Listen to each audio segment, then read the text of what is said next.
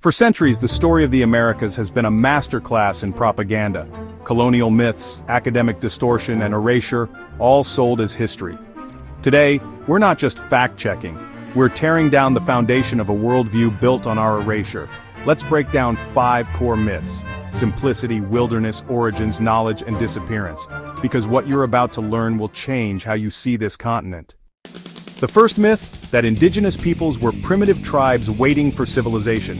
In reality, we built empires.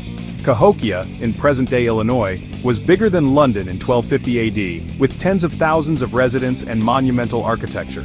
The Inca engineered 25,000 miles of roads and earthquake-resistant cities. The Maya developed advanced writing, mathematics, and astronomy.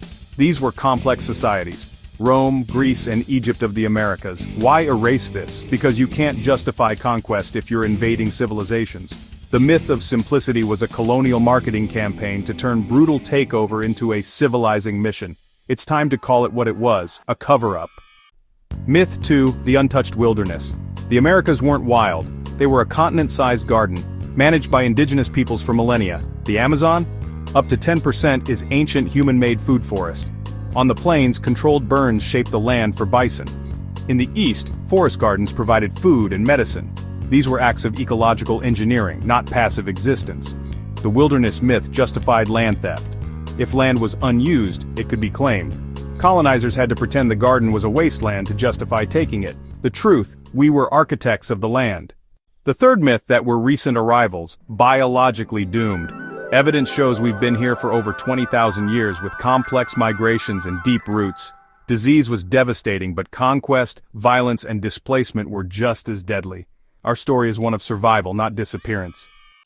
Fourth myth. Indigenous knowledge isn't science. 60% of global crops originated here: corn, potatoes, chocolate, domesticated through generations of experimentation. Our science was holistic: fire ecology, sustainable agriculture, and governance systems like the Haudenosaunee Confederacy's Great Law of Peace. Western science dismissed our knowledge to justify dominance. Our libraries were called folklore so they could be burned. Indigenous science is interconnected, time-tested, and more relevant than ever. It's time to recognize it. The final myth, that we disappeared. There are over 600 tribal nations in the US alone. Millions of indigenous people across the Americas. We are doctors, artists, activists, and leaders, revitalizing languages, reclaiming land, and winning legal battles. The myth of disappearance erases our power and absolves colonial responsibility. We are not relics. We are a resurgence. Erasing our present justifies the crimes of the past, but we refuse to be erased. We are still here. The takeaway? Unlearning colonization means dismantling these myths. This isn't about rewriting a chapter, it's about recognizing the whole book was wrong. When we honor indigenous complexity, resilience, and science, we unlock solutions for justice, climate, and governance. Dismantling colonial lies creates space for truth, justice, and dignity. The work is hard, but it's the most important work there is. Let's get to it.